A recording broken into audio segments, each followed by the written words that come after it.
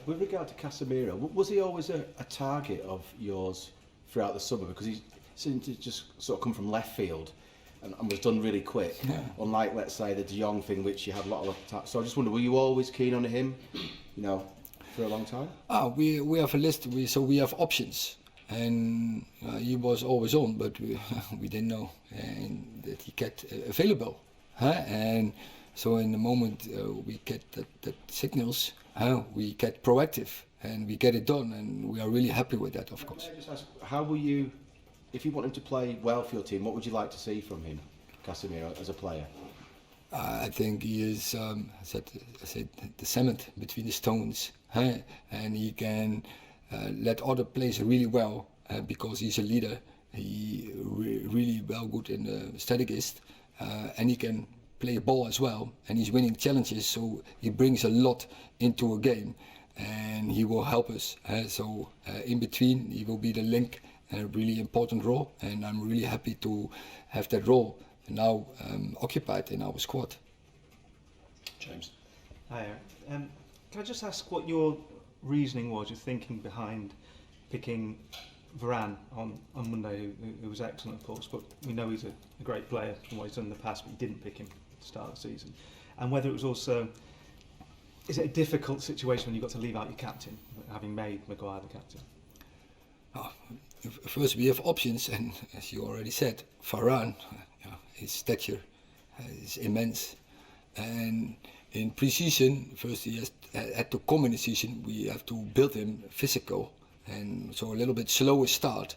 And so he was fit in the first games, but in the first period of the pre-season, he wasn't always. And so we're happy, we built him in that way, and you see when the team needed him, he was really there. And his profile, but his stature, all what he won already in the past shows he can really contribute to this team. And for the team there's competition, and we need it. We have to cover so many games, and we can do that in several constructions, and we can see from game to game what we need, and that can be the construction from Liverpool, but also second half in Brentford we play with Varane and Maguire in the center. So there are many options. I forget now about injuries. Victor Lindelof did really well in pre-season, so I'm happy he will be back Sunday in the squad. So we have another option. So also in the internal we have a competition, and that's good, and I think top teams need it. It is, though, it's an awkward situation when the captain isn't playing, because you would expect the captain to play most games. So that is obviously going to be a topic of debate, and presumably a very difficult decision for you. Yeah, but what I say, that doesn't mean that when you are captain that you are established to play always, and especially not when you also have Varane in your squad. Neil and then Neil. Erik, with Anthony being out injured, is Cristiano available for selection this weekend? Is he fit? Yes, both. And obviously, you wanted to start the season with Anthony. How big a blow is it, him being out of the team, because he did particularly well in the second half when he came on? Yeah, pre-season, he did really good.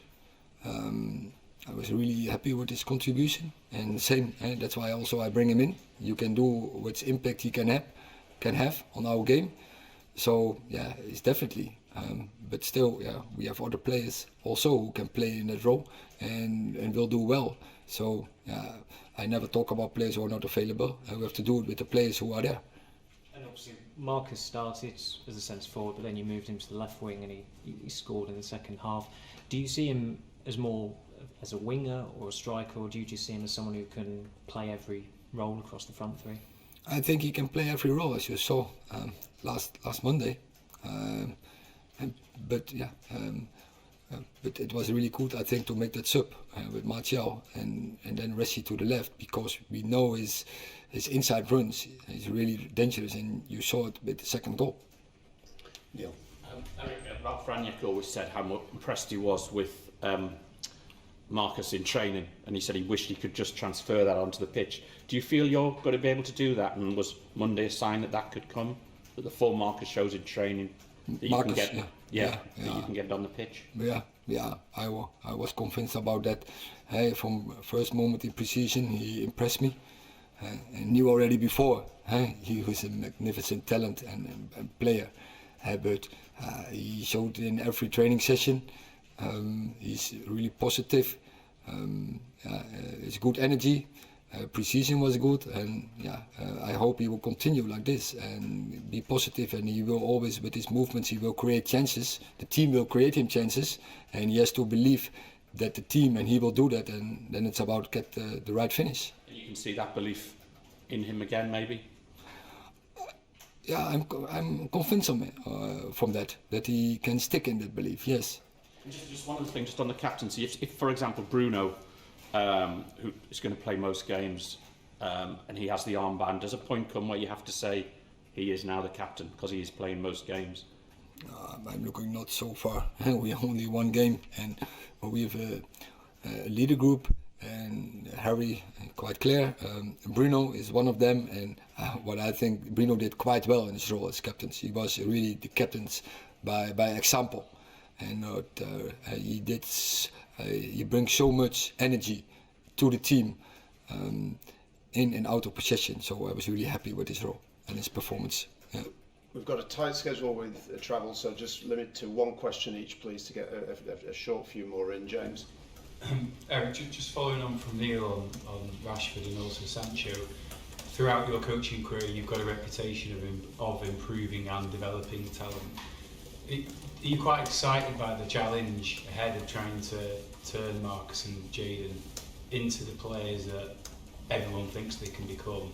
Because obviously it's not just on, obviously there's a huge onus on them, but do you feel you can have a big impact on their development?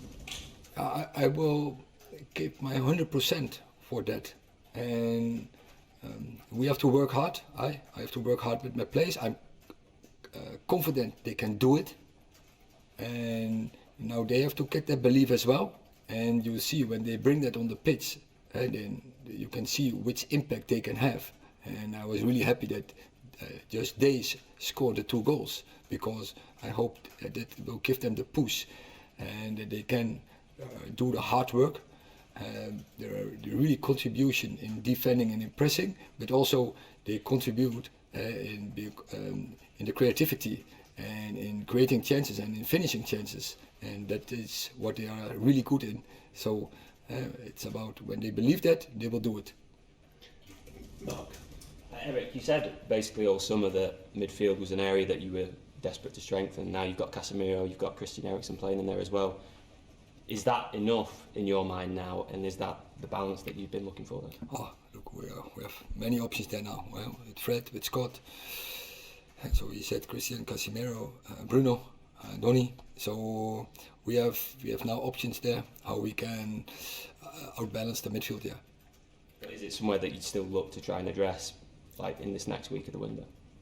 I think when you want to be, I know in this moment we are not the world top, clear, but the intention always has to be for Man United to look for better. So good is not good enough. Always go for better, and that has to be the culture and hold the club, of course, there on the pitch, and that is what the demand is on the players, but also around in every department of the club. We only have time for one more, I'm afraid, Paul. Just following on from what you said to Mark there, do you think that the players are receptive to that drive from yourself to change the culture, to make them realise that good is not good enough? It has to be the standard, so it is the demand, and we have to go that way.